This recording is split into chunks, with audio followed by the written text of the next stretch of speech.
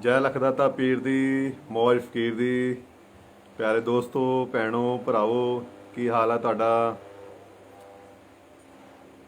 जात ना पूछो साध की पूछ लीजिए ज्ञान, मोल करो तलवार का पड़ा रहने दो म्यान।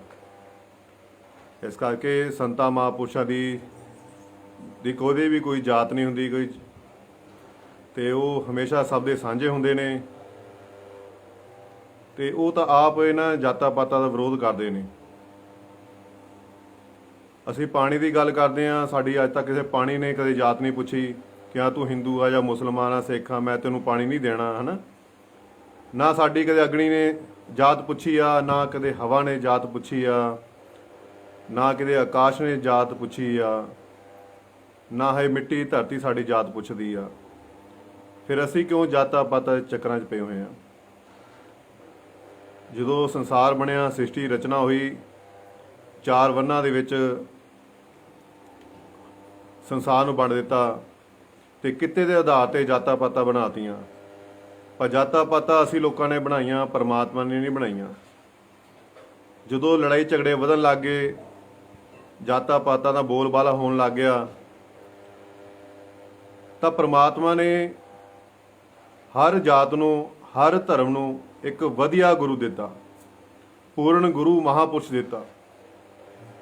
ਅਸੀਂ ਝਾਤੀ ਮਾਰ ਕੇ ਦੇਖੀਏ ਪਿੱਛੇ ਜਿੰਨੇ ਵੀ ਮਹਾਪੁਰਸ਼ ਆਏ ਆ, ਕਿਸੇ ਨਾ ਕਿਸੇ ਅਲੱਗ-ਅਲੱਗ ਜਾਤੀ ਦੇ ਆਏ ਨੇ, ਪਰ ਉੱਚ ਕੋਟੀ ਦੇ ਹੋਏ ਆ, ਜਿਨ੍ਹਾਂ ਨੇ ਸਭ ਨੂੰ ਸਾਂਝਾ ਉਪਦੇਸ਼ ਦਿੱਤਾ, ਸਾਰਿਆਂ ਨੇ ਪ੍ਰੇਮ ਕੀਤਾ। ਉਹਨਾਂ ਨੇ ਕਿਸੇ ਦਾ ਵੀ ਵਿਰੋਧ ਨਹੀਂ ਕੀਤਾ, ਤੂੰ ਹਿੰਦੂ ਆ ਜਾਂ ਮੁਸਲਮਾਨ ਆ ਜਾਂ ਸਿੱਖ ਆ ਈਸਾਈ ਆ। ਉਹਨੇ ਆਪਣੇ ਨਾਮ ਦਾ ਉਪਦੇਸ਼ ਸਾਰਿਆਂ ਨੂੰ ਸਾਂਝਾ ਦਿੱਤਾ। ਤੇ ਇਸ ਕਰਕੇ ਸਾਨੂੰ ਇਹਨਾਂ ਚੱਕਰਾਂ 'ਚ ਨਹੀਂ ਪੈਣਾ ਚਾਹੀਦਾ। ਇੱਕ ਪਾਸੇ ਕਹਿੰਦੇ ਅਵਲ ਹੱਲਾ ਨੂਰ ਉਪਾਇਆ ਕੁਦਰਤ ਕੇ ਸਭ ਬੰਦੇ। ਕਿੰਨੀ ਵਧੀਆ ਗੱਲ ਕਹੀ, ਸਮਝਣ ਵਾਲੀ ਗੱਲ ਆ। ਅਵਲ ਹੱਲਾ ਨੂਰ ਉਪਾਇਆ ਕੁਦਰਤ ਕੇ ਸਭ ਬੰਦੇ, ਇੱਕ ਨੂਰ ਤੇ ਸਭ ਜਗ ਉਪਜਿਆ ਕੌਣ ਭਲੇ ਕੋ ਮੰਦੇ। ਕਿ ਇੱਕੋ ਹੀ ਸਾਡਾ ਪਿਤਾ, ਇੱਕੋ ਹੀ ਪਰਮੇਸ਼ਰ ਆ, ਅਸੀਂ ਉਹਦੇ ਬੱਚੇ ਆ। ਫਿਰ ਸਾਡੀ ਜਾਤ ਪਾਤ ਕਿੱਥੇ ਆ। ਤੇ ਇਸ ਕਰਕੇ ਜਾਤਾਂ ਪਾਤਾਂ ਉੱਤੇ ਉੱਠੋ ਤੁਸੀਂ ਤੇ ਸਾਰਿਆਂ ਨਾਲ ਪ੍ਰੇਮ ਕਰੋ। ਜਦੋਂ ਇਨਸਾਨ ਮਰਦਾ, ਸ਼ਮਸ਼ਾਨ ਘਾਟ ਜਾਂਦਾ, ਕਦੇ ਉਹਦੇ ਪੁੱਛਿਆ ਕਿਸੇ ਨੇ ਕਿ ਅਗਨੀ ਨੇ ਕਿ ਤੇਰੀ ਕਿਹੜੀ ਜਾਤ ਆ, ਮੈਂ ਤੈਨੂੰ ਜਲਾਣਾ ਨਹੀਂ ਹੈਗਾ, ਹੈ ਨਾ। ਪ੍ਰੇਮ ਕਰੋ। ਸੰਤਾਂ ਮਹਾਂਪੁਰਸ਼ਾਂ ਦੀ ਕੋਈ ਜਾਤ ਪਾਤ ਨਹੀਂ ਹੁੰਦੀ। ਇਹਨਾਂ ਦਾ ਉਪਦੇਸ਼ ਸਾਰਿਆਂ ਨੂੰ ਸਾਂਝਾ ਹੁੰਦਾ, ਕਿਸੇ ਨਾਲ ਕੋਈ ਫਰਕ ਨਹੀਂ ਕਰਦੇ ਸੰਤ ਮਹਾਂਪੁਰਸ਼ ਫਕੀਰ। ਅਸੀਂ ਲੋਕ ਮਨਮੋਖ ਲੋਕ ਆ ਜਿਹੜੇ ਚੱਕਰਾਂ 'ਚ ਪੈਂਦੇ ਨੇ। ਅੱਜ ਸੰਸਾਰ ਵਿੱਚ ਸਾਰੇ ਪਾਸੇ ਧਰਮਾਂ ਦਾ ਬੋਲਬਾਲਾ, ਜਾਤਾਂ ਪਾਤਾਂ ਦਾ ਬੋਲਬਾਲਾ। ਇੰਨੇ ਸਾਧੂ ਆਏ, ਸੰਤ ਮਹਾਂਪੁਰਸ਼ ਆਏ, ਸਾਰਿਆਂ ਨੇ ਇੱਕੋ ਉਪਦੇਸ਼ ਦਿੱਤਾ, ਬਾਰ-ਬਾਰ ਕੀਤਾ, ਅਸੀਂ ਇੱਕੋ ਪਿਤਾ ਦੇ ਬੱਚੇ ਹਾਂ, ਇੱਕੋ ਹੀ ਸਾਡਾ ਪਿਤਾ ਪਰਮੇਸ਼ਰ ਆ, ਸਾਡੀ ਕੋਈ ਜਾਤ ਪਾਤ ਨਹੀਂ। ਉਹੀ ਚੀਜ਼ ਖਤਮ ਨਹੀਂ ਅੱਜ ਤੱਕ ਹੋਈ, ਕਿਉਂਕਿ ਅਸੀਂ ਉਹਨਾਂ ਸੰਤਾਂ ਮਹਾਂਪੁਰਸ਼ਾਂ ਦੇ ਬੋਲ ਤੇ ਕਦੇ ਫੁੱਲ ਚੜਾਈ ਨਹੀਂ, ਨਾ ਉਹਨੂੰ ਕਦੇ ਸਮਝਣ ਦੀ ਕੋਸ਼ਿਸ਼ ਕੀਤੀ ਆ। ਅਸੀਂ ਆਪਣੇ ਆਪ ਨੂੰ ਧਰਮਾਂ ਦੇ ਵਿੱਚ ਵੰਡ ਕੇ ਆਪਣੇ ਆਪ ਨੂੰ ਛੋਟਾ ਕਰ ਲਿਆ। ਪਰਮਾਤਮਾ ਤਾਂ ਨਿਰਾਕਾਰ ਸੀ, ਜਿਹਨੂੰ ਨਿਰਾਕਾਰ ਕਹਿੰਦੇ ਆ, ਪਰ ਅਸੀਂ ਉਹਨਾਂ ਦਾ ਕਾਰ ਬਣਾਤਾ, ਛੋਟਾ ਕਾਰ ਬਣਾਤਾ। ਆ ਤੇਰਾ, ਆ ਮੇਰਾ, ਆ ਤੇਰਾ ਮੇਰਾ ਹੀ ਫਸੇ ਹੋਏ ਆ। ਇੱਕ ਪਾਸੇ ਕਹਿੰਦੇ ਉਹਦਾ ਰੰਗ ਰੂਪ ਆਕਾਰ ਨਹੀਂ ਹੈ, ਫਿਰ ਅਸੀਂ ਰੂਪ ਹੀ ਬਣਾਈ ਜਾ ਰਹੇ ਉਹਦਾ। ਸੋ ਇਸ ਕਰਕੇ ਇਹਨਾਂ ਚੱਕਰਾਂ ਨਾ ਪੋ, ਸਾਰਿਆਂ ਨਾਲ ਪਿਆਰ ਕਰੋ, ਬੰਦਗੀ ਕਰੋ, ਅੰਮ੍ਰਿਤ ਵੇਲੇ ਸੰਭਾਲ ਕਰੋ। ਇੱਕ ਵਧੀਆ ਸੂਫੀ ਸਿੰਗਰ, ਉਹਨਾਂ ਨੇ ਬੜਾ ਵਧੀਆ ਕਿਹਾ, ਉੱਥੇ ਅਮਲਾ ਦੇ ਹੋਣੇ ਨੇ ਨਵੇੜੇ ਕਿਸੇ ਨਾ ਤੇਰੀ ਜਾਤ ਪੁੱਛਣੀ। ਉੱਥੇ ਤੁਹਾਡੇ ਕਰਮਾਂ ਦੇ ਲੇਖੇ ਜੋਖੇ ਹੋਣੇ ਆ, ਤੁਹਾਡੇ ਕਰਮ ਦੇਖਣੇ ਤੁਸੀਂ ਕੀ ਕੀਤੇ ਨੇ। ਉੱਥੇ ਤੁਹਾਡੀ ਜਾਤਾਂ ਪਾਤਾਂ ਨਹੀਂ ਦੇਖਣੀਆਂ ਕਿਸੇ ਨੇ। ਇਸ ਕਰਕੇ ਅੱਛੇ ਕਰਮ ਕਰੋ, ਰੋਜ਼ ਭਜਨ ਸੇਵਾ ਦਾ ਅਭਿਆਸ ਕਰੋ, ਬੰਦਗੀ ਕਰੋ, ਨਾਮ ਜਪੋ, ਵੰਡ ਕੇ ਛਕੋ। ਜੇ ਤੁਸੀਂ ਸੱਚੇ ਮੁੱਚੀ ਦਿਲੋਂ ਸੰਤਾਂ ਮਹਾਂਪੁਰਸ਼ਾਂ ਨੂੰ ਪ੍ਰੇਮ ਕਰਦੇ ਹੋ, ਉਹਨਾਂ ਨਾਲ ਪਿਆਰ ਕਰਦੇ ਹੋ, ਉਹਨਾਂ ਦਾ ਹੁਕਮ ਮੰਨਦੇ ਹੋ, ਤਾਂ ਪ੍ਰੇਮ ਕਰਨਾ ਸ਼ੁਰੂ ਕਰ ਦਿਓ। ਦਿਲਾਂ ਵਿੱਚੋਂ ਨਫ਼ਰਤ ਕੱਢ ਦਿਓ, ਸਾਰਿਆਂ ਨਾਲ ਪ੍ਰੇਮ ਕਰੋ। ਅੱਜ ਸਾਡਾ ਹਿੰਦੁਸਤਾਨ, ਭਾਰਤ ਦੇਸ਼, ਸਾਡਾ ਭਾਰਤ ਦੇਸ਼, ਇੱਥੇ ਜਾਤਾਂ ਪਾਤਾਂ ਜੇ ਖਤਮ ਹੋ ਜਾਣ ਨਾ, ਧਰਮ ਦੀ ਲੜਾਈਆਂ ਖਤਮ ਹੋ ਜਾਣ ਤਾਂ ਸਾਡੇ ਹਿੰਦੁਸਤਾਨ ਨੇ, ਸਾਡੇ ਇਸ ਭਾਰਤ ਦੇਸ਼ ਨੇ ਵਰਲਡ ਤੇ ਰਾਜ ਕਰਨਾ। ਸਾਡੇ ਭਾਰਤ ਦੇਸ਼ ਨੇ ਜੇ ਜਾਤਾਂ ਪਾਤਾਂ ਖਤਮ ਹੋ ਗਈਆਂ, ਇੱਥੋਂ ਧਰਮ ਦੀਆਂ ਲੜਾਈ ਝਗੜੇ ਬੰਦ ਹੋ ਗਏ, ਤਾਂ ਇਸ ਭਾਰਤ ਦੇਸ਼ ਨੇ, ਸਾਡੇ ਨੇ, ਇੰਡੀਆ ਨੇ ਵਰਲਡ ਤੇ ਰਾਜ ਕਰਨਾ। ਪਰ ਇਹ ਕਾਲੇ ਕਾਂ ਬੈਠੇ ਆ, ਇਹ ਸਾਨੂੰ ਧਰਮਾਂ ਦੇ ਪਿੱਛੇ ਲੜਾਈਆਂ ਲੜਾਈ ਜਾ ਰਹੇ ਆ। ਇਸ ਕਰਕੇ ਅਸੀਂ ਮੂਰਖ ਬਣ ਕੇ ਇਹਨਾਂ ਪਿੱਛੇ ਲੱਗ ਜਾਂਦੇ ਆ ਤੇ ਆਪਣੇ ਆਪ ਨੂੰ ਸੱਚ ਝੂਠ ਦੀ ਪਛਾਣ ਨਹੀਂ ਕਰ ਸਕਦੇ। ਤੇ ਇਸ ਕਰਕੇ ਮੇਰੇ ਦੋਸਤੋ, ਮੇਰੇ ਭੈਣੋ, ਭਰਾਵੋ, ਛੋਟੀ ਛੋਟੀ ਗੱਲਾਂ ਹੈਗੀਆਂ, ਇਹਨੂੰ ਸਮਝਿਆ ਕਰੋ। ਸੰਤਾਂ ਮਹਾਂਪੁਰਸ਼ ਸੰਗਤ ਕਰੋ, ਉਹਨਾਂ ਕੋਲ ਬੈਠੋ, ਵਿਚਾਰ ਸੁਣੋ, ਗੁਰੂ ਘਰ ਜਾਇਆ ਕਰੋ, ਗੁਰਦੁਆਰੇ ਜਾਓ, ਮੰਦਿਰ ਜਾਓ, ਜਿੱਥੇ ਕੀਰਤਨ ਹੁੰਦਾ ਕੀਰਤਨ ਸੁਣੋ, ਸਤਸੰਗ ਹੁੰਦਾ ਸਤਸੰਗ ਸੁਣੋ। ਉੱਥੇ ਇਹੋ ਜਿਹੀਆਂ ਗੱਲਾਂ ਦੱਸੀਆਂ ਜਾਂਦੀਆਂ, ਇਹੋ ਜਿਹੇ ਉਪਦੇਸ਼ ਦਿੱਤੇ ਜਾਂਦੇ। ਪਰ ਅਮਲ ਕਿੰਨਾ ਕਰਨਾ ਹੈ ਤੁਹਾਡੇ ਤੇ ਨਿਰਭਰ ਕਰਦਾ। ਕਈ ਲੋਕ ਇੱਧਰੋਂ ਸੁਣਦੇ ਇੱਧਰ ਕੱਢ ਦਿੰਦੇ ਆ, ਠੀਕ ਆ। ਇਸ ਕਰਕੇ ਪਾਣੀ ਨੇ ਸਾਡੀ ਕਦੇ ਜਾਤ ਨਹੀਂ ਪੁੱਛੀ, ਹਵਾ ਨੇ ਸਾਡੀ ਕਦੇ ਜਾਤ ਨਹੀਂ ਪੁੱਛੀ। ਸੂਰਜ ਰੋਜ਼ ਸਵੇਰੇ ਚੜ੍ਹਦਾ, ਰੋਜ਼ ਪ੍ਰਕਾਸ਼ ਕਰਦਾ, ਉਹਨੇ ਨਹੀਂ ਕਿਹਾ ਤੂੰ ਹਿੰਦੂ ਆ ਜਾਂ ਮੁਸਲਮਾਨ ਆ, ਸਿੱਖ ਆ, ਈਸਾਈ ਆ। ਉਹ ਸਭ ਨੂੰ ਬਰਾਬਰ ਧੁੱਪ ਦੇ ਰਿਹਾ। ਹਵਾ ਸਭ ਨੂੰ ਬਰਾਬਰ ਹਵਾ ਦੇ ਰਹੀ ਆ। ਉਹਨੇ ਨਹੀਂ ਕਦੇ ਛੋਟੇ ਵੱਡੇ ਦਾ ਫਰਕ ਕੀਤਾ। ਹਵਾ ਵੀ ਸਭ ਨੂੰ ਬਰਾਬਰ ਦੇ ਰਿਹਾ। ਅਗਨੀ ਵੀ ਸਭ ਲਈ ਸਾਂਝੀ ਆ। ਆਕਾਸ਼ ਬਣਾਇਆ ਪਰਮਾਤਮਾ ਨੇ, ਉਹ ਵੀ ਸਭ ਲਈ ਸਾਂਝਾ ਆ। ਜਦ ਪਰਮਾਤਮਾ ਨਹੀਂ ਫਰਕ ਕਰਦਾ ਕਿਸੇ ਗੱਲੋਂ, ਤਾਂ ਅਸੀਂ ਲੋਕ ਕਿਉਂ ਫਰਕ ਕਰਦੇ ਹਾਂ? ਸਾਡਾ ਸਰੀਰ ਇਹ ਮਿੱਟੀ ਦਾ, ਮਿੱਟੀ ਦੀ ਢੇਰੀ ਇੱਥੇ ਹੀ ਰਹੇ ਨਾ। ਪਤਾ ਸਭ ਨੂੰ ਵੀ ਆ ਕਿ ਅਸੀਂ ਇੱਕ ਨਾ ਇੱਕ ਦਿਨ ਖਤਮ ਹੋਣਾ, ਪਰ ਸੱਚ ਨੂੰ ਕੋਈ ਮੰਨਦਾ ਹੀ ਨਹੀਂ ਹੈ। ਝੂਠ ਦੇ ਪਿੱਛੇ ਭੱਜੀ ਜਾ ਰਹੇ ਅਸੀਂ। ਸਰੀਰ ਤਾਂ ਸ਼ਮਸ਼ਾਨ ਘਾਟ ਵਿੱਚ ਜਲ ਜਾਣਾ, ਫਿਰ ਜਾਣਾ ਉੱਪਰ ਪਰਮਾਤਮਾ ਦੇ ਕੋਲ ਕੌਣ ਆ? ਆਤਮਾ ਨੇ, ਸਾਡੀ ਰੂਹ ਨੇ ਜਾਣਾ। ਸਾਡੇ ਉੱਥੇ ਸਾਡੇ ਕਰਮਾਂ ਦੇ ਸੌਦੇ ਹੋਣੇ ਆ, ਕਰਮਾਂ ਦੇ ਹਿਸਾਬ ਕਿਤਾਬ ਹੋਣੇ ਆ।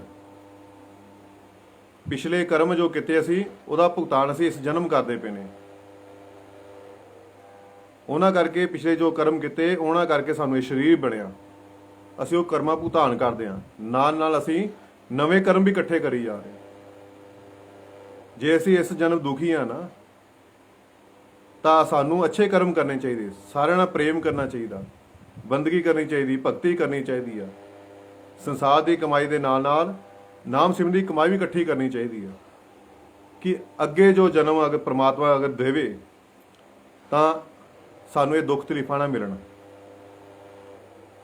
ਸਾਨੂੰ ਇਹ ਕਸ਼ਟ ਨਾ ਆਉਣ, ਜੇ ਪ੍ਰਮਾਤਮਾ ਸਾਨੂੰ ਅਗਲਾ ਜਨਮ ਦੇਵੇ। ਪਰ ਅਸੀਂ ਲੋਕ, ਮੂਰਖ ਲੋਕ ਕੀ ਕਰਦੇ ਆ? ਇਹ ਜਗ ਮਿੱਠਾ ਅਗਲਾ ਕਿਨ ਡਿੱਠਾ। ਅਸੀਂ ਇਹੀ ਕਹਿੰਦੇ ਆ ਨਾ, ਇਹ ਜਗ ਮਿੱਠਾ ਅਗਲਾ ਕਿਨ ਡਿੱਠਾ। ਮਤਲਬ ਖਾ ਪੀ ਲੋ, ਐਸ਼ ਕਰ ਲੋ, ਅਗਲਾ ਕਿਹਨੇ ਦੇਖਿਆ? ਇਹ ਸਾਡੀ ਅਗਿਆਨਤਾ ਦੀ ਨਿਸ਼ਾਨੀ ਆ, ਮੂਰਖਤਾ ਦੀ ਨਿਸ਼ਾਨੀ ਆ ਸਾਡੀ। ਪਿਛਲੇ ਕਰਮ ਕੀਤੇ ਆ, ਉਹਦੇ ਹਿਸਾਬ ਨਾਲ ਸਾਡਾ ਸਰੀਰ ਬਣਿਆ, ਉਹ ਅਸੀਂ ਭੁਗਤਾਨ ਇੱਥੇ ਕਰਦੇ ਪਏ ਨੇ। ਨਾਲ ਨਾਲ ਅਸੀਂ ਨਵੇਂ ਕਰਮ ਵੀ ਕਰਦੇ ਹਾਂ, ਅਗਲੀ ਦੀ ਤਿਆਰੀ ਨਾਲ ਨਾਲ ਕਰੀ ਜਾ ਰਹੇ ਹਾਂ। ਉਸ ਤਰ੍ਹਾਂ ਪ੍ਰਮਾਤਮਾ ਸਾਨੂੰ ਕਰਮਾਂ ਹਿਸਾਬ ਨਾਲ ਸਾਡੇ ਦੇਣ ਲੈਣ ਕਰਕੇ ਸਰਾਜ 'ਚ ਮਾਵਾਂ, ਧੀਆਂ, ਪੁੱਤਰ, ਕੁੜੀਆਂ, ਮੁੰਡੇ, ਅਮੀਰੀ, ਗਰੀਬੀ, ਦੁੱਖ ਸੁੱਖ, ਇਹ ਸਾਡੇ ਕਰਮਾਂ ਦੇ ਸੌਦੇ ਨੇ। ਜਿੱਦਾਂ ਅਸੀਂ ਬੀਜ ਪਾਇਆ ਧਰਤੀ 'ਚ, ਸਾਨੂੰ ਉਦਾਂ ਹੀ ਫਸਲ ਵੱਢਣੀ ਪੈਣੀ ਆ। ਤੇ ਇਸ ਕਰਕੇ ਇਹ ਚੀਜ਼ਾਂ ਨੂੰ ਸਮਝਣ ਦੀ ਕੋਸ਼ਿਸ਼ ਕਰੋ। ਛੋਟੀ ਛੋਟੀ ਗੱਲਾਂ ਹੈਗੀਆਂ, ਜਿਹਾ ਅਸੀਂ ਬੀਜ ਪਾਵਾਂਗੇ ਸਾਨੂੰ ਉਹੀ ਰੁੱਖ ਵੱਢਣਾ ਪੈਣਾ। ਹੁਣ ਕਿੱਕਰਾਂ ਬੀਜੀਆਂ, ਕਿੱਕਰ ਦਾ ਦਰਖਤ ਲਾਇਆ ਤੇ ਕਿੱਕਰ ਹੀ ਹੋਣੇ, ਉੱਥੇ ਅੰਬ ਤਾਂ ਲੱਗਣੇ ਨਹੀਂ ਹੈਗੇ। ਤੇ ਇਸ ਕਰਕੇ ਅੱਛੇ ਕਰਮ ਕਰੋ, ਸਾਰਿਆਂ ਨਾਲ ਪ੍ਰੇਮ ਕਰੋ, ਇਹ ਜਾਤਾਂ ਪਾਤਾਂ ਦੇ ਰੋਲੇ ਖਤਮ ਕਰੋ। ਇਹ ਸਾਡੀ ਅਗਿਆਨਤਾ ਦੀ ਨਿਸ਼ਾਨੀ ਆ।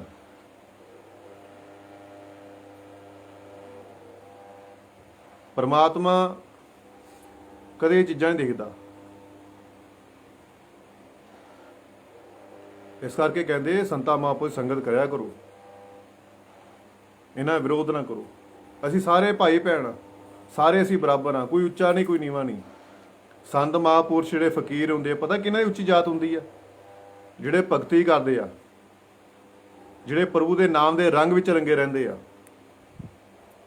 ਉਹਨਾਂ ਲੋਕਾਂ ਦੀ ਉੱਚੀ ਜਾਤ ਆ, ਉਹਨਾਂ ਨੂੰ ਉੱਚੀ ਜਾਤ ਕਹਿੰਦੇ ਆ। ਹੁਣ ਉੱਚੀ ਜਾਤ ਦੇ ਲੋਕ ਜਿਹੜੇ ਭਗਤੀ ਕਰਦੇ ਆ, ਨਾਮ ਦੇ ਰੰਗ ਵਿੱਚ ਰੰਗਦੇ ਆ, ਪ੍ਰਭੂ ਦਾ ਰੰਗ ਚੜਿਆ ਹੁੰਦਾ, ਉਹਨਾਂ ਦੀ ਉੱਚੀ ਜਾਤ ਆ।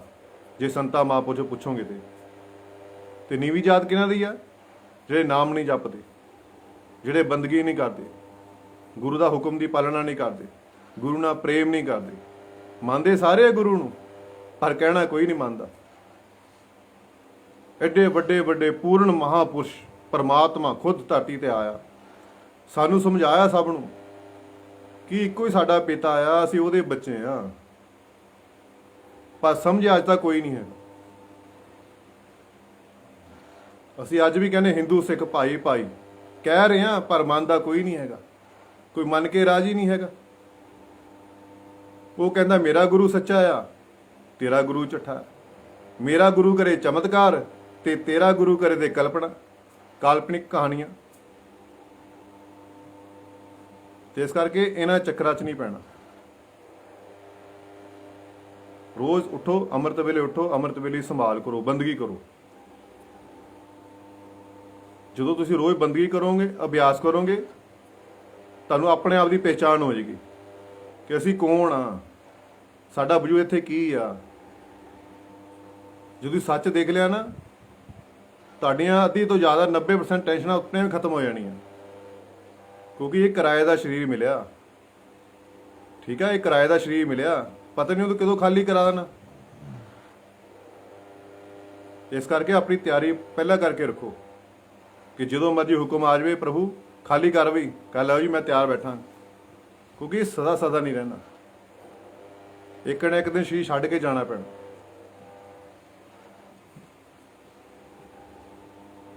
ਸਮਝਿਆ, ਛੋਟੀ ਛੋਟੀ ਗੱਲਾਂ ਸਮਝਿਆ ਕਰੋ।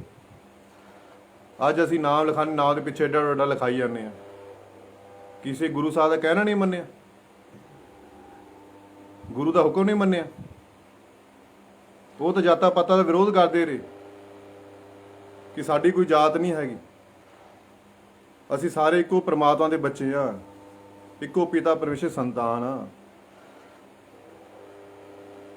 ਕੋਈ ਸਾਧੂ ਸੰਤ ਮਹਾਂਪੁਰਸ਼ ਮਿਲਦਾ ਨਾ, ਉਹ ਤੋਂ ਗਿਆਨ ਲਿਆ ਕਰੋ, ਕੁਛ ਨਾਮ ਸਿਮਰਨ ਦੀ ਕਮਾਈ ਕਰਨੀ, ਯੁਕਤੀਆਂ ਲਿਆ ਕਰੋ ਉਸ ਕੋਲੋਂ। ਅਸੀਂ ਸੋ ਸਕੂਲ ਜਾਂਦੇ ਆ, ਸਕੂਲ ਵਿੱਚ ਬੱਚਿਆਂ ਨੂੰ ਦਾਖਲ ਕਰਾਉਂਦੇ ਆ, ਬੱਚੇ ਸਕੂਲ ਜਾਂਦੇ ਆ, ਕਾਲਜ ਜਾਂਦੇ ਆ, ਆਪਾਂ ਕਿਸੇ ਟੀਚਰ ਦੀ ਜਾਤ ਪੁੱਛਦੇ ਆ, ਪ੍ਰਿੰਸੀਪਲ ਦੀ ਜਾਤ ਪੁੱਛਦੇ ਆ, ਪ੍ਰੋਫੈਸਰ ਦੀ ਜਾਤ ਪੁੱਛਦੇ ਆ ਕਿ ਤੇਰੀ ਕਿਹੜੀ ਜਾਤ ਆ? ਵੀ ਨਹੀਂ ਪੁੱਛਦੇ ਨਾ ਟੀਚਰ ਪੁੱਛਦਾ ਵੀ ਤੇਰੀ ਕਿਹੜੀ ਜਾਤ ਆ। ਉਹ ਸਾਰਿਆਂ ਨੂੰ ਇੱਕੋ ਉਪਦੇਸ਼ ਦਿੰਦਾ, ਬਰਾਬਰ ਸਾਰਿਆਂ ਨੂੰ ਸਾਂਝਾ ਉਪਦੇਸ਼ ਦਿੰਦਾ, ਜਿੰਨੇ ਵੀ ਕਲਾਸ ਬੱਚੇ ਹੁੰਦੇ ਆ। ਹੁਣ ਡਾਕਟਰ ਦੀ ਪੜ੍ਹਾਈ ਕਰਦੇ ਆ ਆਪਾਂ, ਜੋ ਡਾਕਟਰ ਕੋਲ ਸਿੱਖਣ ਜਾਂਦੇ ਆ ਉਹ ਜਾਤ ਪਾਤ ਦੇਖਦਾ ਨਹੀਂ, ਦੇਖਦਾ, ਉਹ ਸਿਖਾਉਂਦਾ ਆ। ਵਕੀਲ ਬਣਨਾ ਹੋਵੇ, ਵਕਾਲਤ ਸਿੱਖਣੀ ਹੋਵੇ, ਕਿ ਉਹ ਜਾਤਾਂ ਪਾਤਾਂ ਦਿਖਦੇ ਨਹੀਂ, ਮੇਰੇ ਤੋਂ ਸਿੱਖਣ ਆਇਆ ਹੈ ਨਾ, ਉਹ ਵਕਾਲਤ ਦੀ ਪੜ੍ਹਾਈ ਕਰਾਉਂਦਾ, ਫਿਰ ਵਕੀਲ ਜੱਜ ਬਣ ਜਾਂਦੇ ਅਸੀਂ। ਕੋਈ ਕੰਮ ਸਿੱਖਣਾ ਹੋਵੇ, ਆਪਾਂ ਕਿਤੇ ਜਾਂਦੇ ਆ ਕਿ ਉਹ ਜਾਤਾਂ ਪਾਤਾਂ ਦੇਖ ਕੇ ਸਿਖਾਉਂਦਾ ਨਾ। ਫਿਰ ਅਸੀਂ ਕਿਹੜੇ ਚੱਕਰਾਂ 'ਚ ਪਏ ਹੋਏ?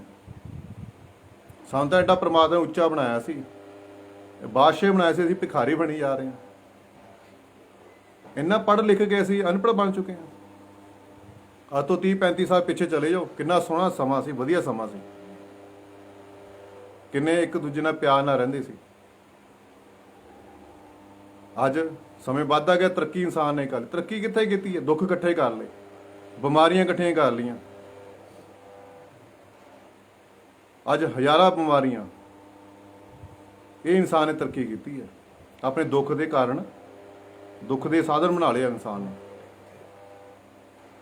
ਕਿਸੇ ਪਾਸੇ ਵੀ ਦੇਖ ਲਓ, ਮਹੱਲੇ 'ਚ ਇੱਕ ਵੈਦ ਹੁੰਦਾ ਸੀ, ਇੱਕ ਡਾਕਟਰ ਹੁੰਦਾ ਸੀ, ਚਾਚਾ ਪਿੰਡਾਂ ਦੇ ਲੋਕ ਆਉਂਦੇ ਹੁੰਦੇ ਸੀ ਡਾਕਟਰ ਕੋਲ, ਤੇ ਉਹ ਸਿਰਫ ਇੱਕ ਦੀ ਪੂੜੀ ਦਿੰਦੇ, ਉਸ ਤਰ੍ਹਾਂ ਆਰਾਮ ਆ ਜਾਂਦਾ ਸੀ।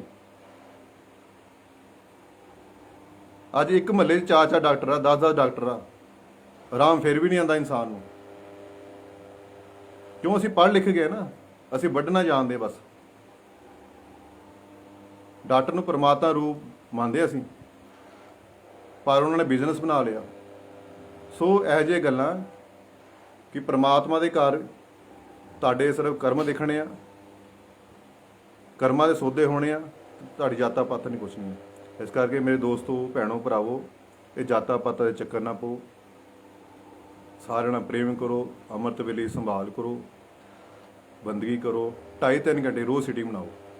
ਤੁਹਾਡਾ ਰੋਜ਼ ਦਾ ਅਭਿਆਸ ਹੋਣ ਲੱਗ ਗਿਆ, ਹੌਲੀ ਹੌਲੀ ਤੁਹਾਨੂੰ ਅੰਦਰ ਵਿੱਚ ਅਨੁਭਵ, ਕੁਛ ਨਾ ਕੁਛ ਅਨੁਭਵ ਹੁੰਦਾ ਜਾਏਗਾ। ਫਿਰ ਤੁਹਾਨੂੰ ਸੱਚ ਝੂਠ ਦੀ ਪਹਿਚਾਣ ਹੋ ਜਾਏਗੀ।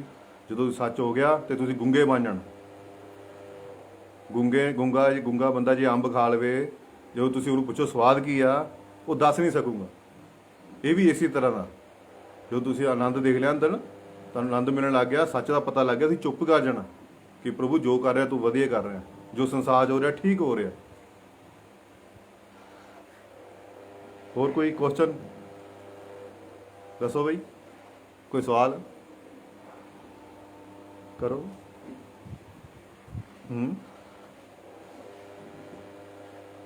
ਕੋਈ ਸਵਾਲ ਦੱਸੋ ਬਸ। ਬਾਬਾ ਜੀ ਜਿੱਦਾਂ ਕੋਈ ਮਤਲਬ ਪਹਿਲਾਂ ਚੱਕਰਾਂ ਦੀ ਗੱਲ ਹੁੰਦੀ ਸੀਗੀ ਵੀ ਪਹਿਲਾਂ ਨਾਭੀ ਚੱਕਰ ਆ ਚੱਕਰ ਹੈ ਨਾ, ਫਿਰ ਦਸਮ ਦੁਆਰ, ਫਿਰ ਉੱਪਰ ਚੜ੍ਹਦੀ ਹੈ। ਕਈ ਬੰਦੇ ਮਤਲਬ ਇਹ ਕਿਤਾਬੀ ਗਿਆਨ ਜਾਂ ਜਿਵੇਂ ਵੀ ਲਾ ਲਓ, ਇਹ ਮਤਲਬ ਕਿੱਦਾਂ ਇਹ ਰਸਤਾ ਸਹੀ ਕਿਹੜਾ ਹੈ? ਦੇਖੋ ਜੇ ਚੱਕਰਾਂ ਦੇ ਚੱਕਰ ਪਾਉਂਗੇ ਕਿ ਆਹ ਚੱਕਰ ਖੋਲਣਾ, ਆਹ ਚੱਕਰ ਖੋਲਣਾ, ਫਿਰ ਤਾਂ ਉਲਝਦੇ ਰਹਿ ਜਾਓਗੇ। ਫਿਰ ਸਮਾਂ ਖਰਾਬ ਕਰਨ ਵਾਲਾ ਕੰਮ।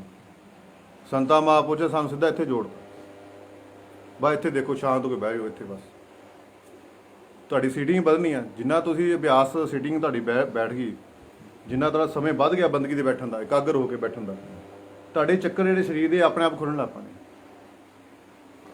ਇੱਕ ਬਾਬਾ ਜੀ ਹੰਦੇ ਕੋਈ ਫੜਕਣਾ ਸ਼ੁਰੂ ਹੁੰਦਾ ਕਿ ਕਈ ਬੰਦੇ ਦਾ ਦਿਮਾਗ ਤੇ ਪ੍ਰੈਸ਼ਰ ਪੈਂਦਾ, ਪਾਗਲਪਨ ਦਾ ਸ਼ਿਕਾਰ। ਨਹੀਂ, ਜਦੋਂ ਤੁਸੀਂ ਅਭਿਆਸ ਕਰਦੇ ਆ, ਇੱਥੇ ਜੋ ਪ੍ਰੈਸ਼ਰ ਪੈਂਦਾ ਐਦਾਂ ਟਿਪ ਟਿਪ ਕਰਦਾ ਹੁੰਦਾ, ਠੀਕ ਹੈ ਨਾ। ਜਦੋਂ ਅਸੀਂ ਬਹਿੰਦੇ ਹਾਂ, ਅਸੀਂ ਨੇ ਕਿਸ ਟਾਈਮ ਜ਼ੋਰ ਲਾਉਣ ਆਪਣੇ ਉੱਪਰ ਨੂੰ ਐਦਾਂ ਦੇਖਣ ਦੀ ਕੋਸ਼ਿਸ਼ ਕਰਦੇ ਉੱਤੇ, ਉਹਨਾਂ ਕਿ ਸਾਡਾ ਇਹ ਸਿਰ ਦਰਦ ਕਰਦਾ। ਫਿਰ ਜੇ ਅਸੀਂ ਜ਼ੋਰ ਲਾਵਾਂਗੇ ਨਾ ਉੱਪਰ ਨੂੰ ਦੇਖਾਂ, ਇੱਦਾਂ ਜ਼ਿਆਦਾ ਲਾ, ਸਾਡਾ ਸਿਰ ਦਰਦ ਦੀ ਪ੍ਰੋਬਲਮ ਆਉਂਦੀ ਸਾਨੂੰ।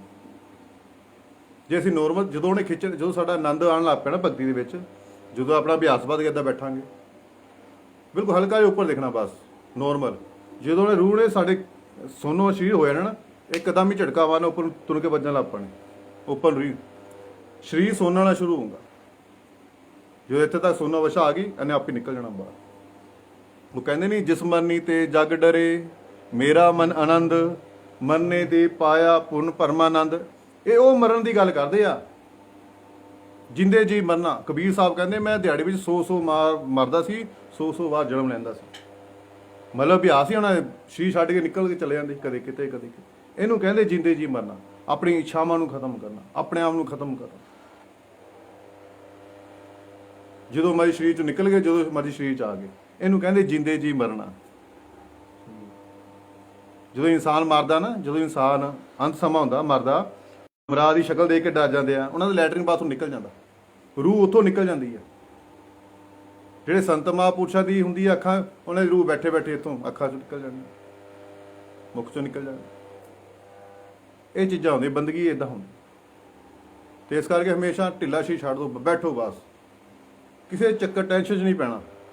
ਹੌਲੀ ਹੌਲੀ ਸਮੇਂ ਨਾਲ ਆਪੇ ਤੁਹਾਡੇ ਚੱਕਰ ਖੁੱਲ੍ਹਦੇ ਰਹਿਣੇ, ਤੁਹਾਡਾ ਅੰਦਰ ਪ੍ਰਕਾਸ਼ ਹੀ ਪ੍ਰਕਾਸ਼ ਹੋ ਜਾਣਾ, ਸਰੀਰ ਇੱਕਦਮ ਠੰਡਾ ਹੋ ਜਾਣਾ, ਤੁਹਾਡਾ ਇੱਕਦਮ ਹੀ ਗਰਮ ਹੋ ਜਾਣਾ। ਐਦਾਂ ਦੀ ਅਵਸਥਾ ਹੀ ਬਣਨੀ, ਇੱਕਦਮ ਠੰਡਾ ਹੋ ਜਾਣਾ, ਇੱਕਦਮ ਗਰਮ ਹੋ ਜਾਣਾ ਸਰੀਰ, ਕਿਉਂਕਿ ਇਹਦੀ ਹੀਟ ਇੰਨੀ ਸਰੀਰ ਚੋਂ ਨਿਕਲਦੀ। ਇੱਕ ਜਿਹੜਾ ਬਾਬਾ ਜੀ ਇੱਥੇ ਪਿੱਛੇ ਹੁੰਦਾ, ਜਿਹੜਾ ਆਪਣਾ ਉਹ ਇੱਦਾਂ ਹੋਏ ਨਹੀਂ ਉਤਰਾ ਨਾਰਮਲ, ਜਦੋਂ ਕਿ ਆਪਾਂ ਉੱਠਦੇ ਹੀ ਨਹੀਂ, ਹਾਂ, ਉੱਥੇ ਪਿੱਛੋਂ ਵੀ ਹੁੰਦਾ ਨਾ। ਨਹੀਂ ਪਿੱਛੋਂ ਨਹੀਂ ਹੁੰਦਾ ਜਿਵੇਂ ਮੈਂ ਜਾਂ ਕਿਸ ਟਾਈਮ ਇੱਦਾਂ ਹੋ ਜਾਂਦਾ, ਜਿਵੇਂ ਆਪਾਂ ਬੈਠੇ ਆ ਨਾ, ਬੈਠੇ ਬੜੇ ਅਭਿਆਸ ਕਰਦੇ ਆ ਆਪਣਾ, ਇੱਦਾਂ ਉੱਧਰ ਨੂੰ ਉੱਤੇ ਇੱਦਾਂ ਹੋ ਜਾਂਦਾ। ਹਾਂ, ਪਿੱਛੇ ਨੂੰ। ਜੇ ਆਪਾਂ ਇੱਕ ਹੋਰ ਗੱਲ ਹੈ, ਜੇ ਆਪਣੀ ਆਪਾਂ ਬੈਠੇ ਨਾ, ਆਪਾਂ ਇੱਦਾਂ ਹੋ ਰਿਹਾ, ਇੱਦਾਂ ਬੈਠ ਕੇ ਹੁੰਦੇ ਆ, ਸਾਡੀ ਰੂਹ ਨੀਚੇ ਆ, ਸਾਡੀ ਰੂਹ ਨੀਚੇ ਜਾ ਰਹੀ ਆ। ਜੋ ਬੈਠੇ ਇੱਦਾਂ ਹੋਏ ਨਾ, ਸਾਡੀ ਰੂਹ ਨੀਚੇ ਆ, ਉੱਪਰ ਨਹੀਂ ਆ, ਨੀਚੇ ਆ, ਇੱਦਾਂ ਹੋਣੀ ਚਾਹੀਦੀ। ਫਿਰ ਸਾਡੇ ਉੱਪਰ ਨੂੰ ਫੇਰ ਜਾਊਗੀ। ਇੰਨਾ ਕੁ ਕੰਮ ਆ। ਇਸ ਕਰਕੇ ਚੱਕਰਾਂ ਚੁਕਰਾਂ ਨਹੀਂ ਪੈਣਾ ਕਿ ਆਹ ਚੱਕਰ ਖੋਲਣਾ, ਚੱਕਰ ਸਮੇਂ ਨੇ ਖਰਾਬ ਕਰਨਾ। ਸਿੱਧੀ ਬੰਦਗੀ ਕਰੋ, ਆਪਣਾ ਸਿਮਰਨ ਕਰੋ, ਜੋ ਸਤਨਾਮ ਵਾਹਿਗੁਰੂ ਜੋ ਕਰਦੇ ਕਰੀ ਚਲੋ, ਬਸ ਕਰੀ ਚਲੋ ਜਿੰਨਾ ਹੁੰਦਾ, ਬਸ ਇੱਕ ਨਾ ਇੱਕ ਦਿਨ ਗੱਲ ਬਣ ਜਾਏਗੀ। ਹੋਰ ਠੀਕ ਨਹੀਂ, ਇਹ ਕਰਨੀ ਦਾ ਮਾਲ ਗੱਲਾਂ ਬਾਤਾਂ ਨਹੀਂ ਹੈਗਾ। ਗਾਇਮ ਗੱਲਾਂ ਬਾਤਾਂ ਨੇ ਪਹਾੜ ਬਣਾ ਖੜੇ ਕਰੀ ਜੋ, ਇੱਦਾਂ। ਹੁਣ ਅਸੀਂ ਵੀ ਚੱਲਦੇ, ਤੁਸੀਂ ਕਹੋ ਤੁਹਾਡੇ ਸਵਾਲ ਪੁੱਛਦਾ ਪਿਆ ਨਾ, ਤੁਸੀਂ ਮੇਰੇ ਨਾਲ ਗੱਲ ਕਰੋ, ਮੈਨੂੰ ਵੀ ਤੁਹਾਡੇ ਨਾਲ ਸਿੱਖਣ ਦਾ ਮੌਕਾ ਮਿਲੇਗਾ, ਹਨਾ ਹਨਾ। ਤੇ ਇਹ ਚੀਜ਼ਾਂ ਹੁੰਦੀਆਂ, ਛੋਟੀ ਛੋਟੀ ਗੱਲਾਂ ਹੁੰਦੀਆਂ। ਹੁਣ ਮੈਂ ਅਨੁਭਵ, ਮੇਰਾ ਅਨੁਭਵ ਆ ਹਨਾ, ਜੋ ਕਰਦੇ ਆ ਮੈਂ ਤੁਹਾਡੇ ਨੂੰ ਬਿਆਨ ਕਰਦਾ ਕਿ ਤੁਹਾਡਾ ਰਸਤਾ ਆਸਾਨ ਹੋ ਜਾਵੇ। ਹੁਣ ਕੋਈ ਅਨੁਭਵ ਕਰਕੇ ਬੰਦਾ ਬੈਠਾ ਹੋਵੇ, ਕੋਈ ਅੱਗੇ ਨਿਕਲਿਆ ਹੋਵੇ, ਕੋਈ ਅਭਿਆਸ ਵਧੀਆ ਕਰ ਦਿਓ, ਜੇ ਮੈਂ ਅਨੁਭਵ ਕੀਤਾ ਹੋਊਗਾ ਤਾਂ ਹੀ ਉਹਦੇ ਸਵਾਲ ਦਾ ਜਵਾਬ ਦਊਂਗਾ।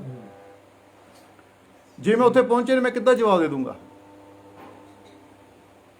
ਹੁਣ ਮੈਂ 12 ਪੜ੍ਹਿਆ, +2 ਪੜ੍ਹਿਆ, ਹੁਣ ਕੋਈ BA ਦੇ ਪੜ੍ਹਾਈ ਵਾਲਾ ਅੱਗੇ ਖੜ ਗਿਆ, ਆ ਕੇ ਬੈਠ ਗਿਆ, ਉਹ ਮੈਨੂੰ ਕੁਐਸਚਨ ਪੁੱਛੂ BA ਦਾ, ਮੈਂ ਨਹੀਂ ਦੱਸ ਪਾਊਂਗਾ, ਉਹ ਮੈਂ BA ਪੜ੍ਹਿਆ ਨਹੀਂ। ਮੈਂ ਨਾ +2 ਵਾਲਾ ਗੱਲ ਕਰੂ, ਮੈਂ ਜਵਾਬ ਦੇ ਸਕਦਾ, 10ਵੀਂ ਵਾਲਾ ਮੈਂ ਜਵਾਬ ਦੇ ਸਕਦਾ, ਪਰ ਮੈਂ BA ਵਾਲੇ ਨੂੰ ਦੇ ਸਕਦਾ ਜਵਾਬ। ਇਸ ਜਿਹੜਾ ਪਰਮਾਤਮਾ ਦੇ ਮਾਰਗ ਆ, ਸੰਤਾਂ ਇਹ ਬੰਦਗੀ ਦਾ ਮਾਰਗ ਆ, ਇਹ ਆਪਣਾ ਅਨੁਭਵ ਹੁੰਦਾ, ਤੇ ਫਿਰ ਅਸੀਂ ਆਪਣਾ ਅਨੁਭਵ ਤੁਹਾਡੇ ਸਾਂਝਾ ਕਰਦੇ ਹਾਂ, ਤੁਹਾਨੂੰ ਸਿੱਖਣ ਨੂੰ ਮਿਲਦਾ, ਠੀਕ ਹੈ ਨਾ। ਤੇ ਉਨੀ ਕੁ ਗੱਲ ਕਰੋ ਜਿੰਨੀ ਕੁ ਆਪਾਂ ਦੇਖਿਆ ਅਨੁਭਵ ਕਰ ਸਕਦੇ। ਜੇ ਜ਼ਿਆਦਾ ਅਸੀਂ ਵੱਡੀ ਗੱਲ ਕਿਸੇ ਨੇ ਸਾਡੀ ਚੋਰੀ ਫੜ ਲੈਣੀ, ਕਿਸੇ ਨੇ, ਉਹ ਫਿਰ ਅੱਖਾਂ ਨੀਵੀਆਂ ਹੋਣੀਆਂ, ਫਿਰ ਚੁੱਪ ਰਹਿਣਾ ਪੈਣਾ। ਤੇ ਇਸ ਕਰਕੇ ਜਿੰਨੇ ਕੁ ਸਾਨੂੰ ਅਨੁਭਵ ਹੁੰਦਾ ਪਰਮਾਤਮਾ ਦੀ ਕਿਰਪਾ ਨਾਲ, ਉਹਦੀ ਅਪਾਰ ਕਿਰਪਾ ਨਾਲ, ਉਹ ਤੁਹਾਡੇ ਨਾਲ ਸਾਂਝਾ ਮੈਂ ਕਰਦਾ ਰਿਹਾ, ਤੁਹਾਡੇ ਕਿਤੇ ਨਾ ਕਿਤੇ ਕੰਮ ਆਏ, ਤੁਹਾਡਾ ਰਸਤਾ ਆਸਾਨ ਹੋ ਜਾਵੇ। ਇੱਕ ਪੁੱਛ ਕੇ ਜਾਣਾ, ਇੱਕ ਸਿੱਧੀ ਗੱਡੀ ਸਿੱਧੀ ਟੌਪ ਤੇ ਪਹੁੰਚ ਦਿੱਲੀ, ਹੈ ਨਾ, ਬੜਾ ਫਰਕ ਪੈਂਦਾ, ਸਮੇਂ ਦੀ ਬਚਤ ਹੁੰਦੀ ਹੈ।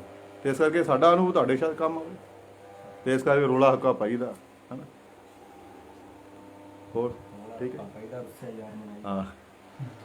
ਉੱਥੇ ਅਮਲਾ ਦੇ ਹੋਣੇ ਨੇ ਨਵੇੜੇ, ਉਹ ਕਿਸੇ ਨਾ ਤੇਰੀ ਜਾਤ ਪੁੱਛਣੀ, ਅਮਲਾਂ ਦੇ ਹੋਣੇ ਨੇ ਨਵੇੜੇ, ਕਿਸੇ ਨਾ ਤੇਰੀ ਜਾਤ ਪੁੱਛਣੀ, ਹਨਾ। ਇੱਥੇ ਯਾਰ ਸਭ ਜਾਤਾਂ ਪੱਥੇ ਜਾਣੀਆਂ, ਬੰਦਗੀ ਨਾਲ ਜਾਣੀ, ਭਗਤੀ ਨਾਲ ਜਾਣੀ, ਇਹ ਸਾਡੀ ਅਸਲੀ ਕਮਾਈ ਆ। ਬਾਕੀ ਦਾ ਪਰਿਵਾਰ ਹੀ ਖੋਹ ਲੈਣੀ ਇੱਥੇ, ਹੈਨਾ। ਸਹੀ ਨੇ, ਬੰਦਾ ਮਰਦਾ ਕੀ ਕਹਿੰਦੇ ਆ, ਉਹ ਇਹਦੇ ਕੱਪੜੇ ਵੀ ਦੇ ਦਿਓ ਬਾਹਰ, ਉਹ ਇਹਦਾ ਮੰਜਾ ਵੀ ਬਾਹਰ ਦੇ ਦਿਓ, ਇਹ ਹੈ ਕੱਪੜੇ ਵੀ ਬਾਹਰ ਦੇ ਦਿਓ, ਮੰਜਾ ਵੀ ਬਾਹਰ ਦੇ ਦਿਓ, ਹੈ ਪ੍ਰਾਪਰਟੀ ਜਿਹੜੀ ਉਹਦਾ ਦੇ ਦਿਓ ਕਿਸੇ ਨੂੰ, ਉਹ ਆਪਣੇ ਨਾਂ ਕਰਾ ਦੇ, ਹੈ ਸੋਨਾ ਸਾਂਭ ਰੱਖਦੇ, ਇਹ ਜੀ ਹੈ ਸੰਸਾਰ ਆ ਪ੍ਰਭੂ ਯਾਰ, ਹੈ ਨਾ। ਤੇ ਇਸ ਕਰਕੇ ਚਲੋ ਖੈਰ, ਰੋਜ਼ ਬੰਦਗੀ ਕਰੋ, ਰੋਜ਼ ਭਗਤੀ ਕਰੋ, 2.5-3 ਘੰਟੇ ਸਿਟੀ ਬਣਾਓ ਆਪਣੀ, ਬਾਰ-ਬਾਰ 2.5-3 ਘੰਟੇ ਬਹੁਤ ਆ ਯਾਰ, 2.5-3 ਘੰਟੇ, ਬਾਕੀ ਘੰਟੇ ਸੰਸਾਰ ਜਿੰਨੇ ਮਰਜ਼ੀ ਕੰਮ ਕਰੀ ਜਾਓ ਤੁਸੀਂ, ਇਹ ਨੇਮ ਪੱਕਾ ਰੱਖ ਲਓ, ਇੰਨੇ 'ਚ ਬੜਾ ਕੁਝ ਮਿਲ ਜਾਣਾ ਤੁਹਾਨੂੰ। ਕਰੋ ਸੀ ਬਸ, ਕਰਨਾ ਬਸ, ਗੱਲਾਂ ਨਾਲ ਟਾਈਮ ਨਹੀਂ ਖਰਾਬ ਕਰਨਾ, ਠੀਕ ਹੈ। ਜੈ ਲਖਦਾਤਾ ਪੀਰ ਦੀ, ਮੌਜ ਫਕੀਰ ਦੀ।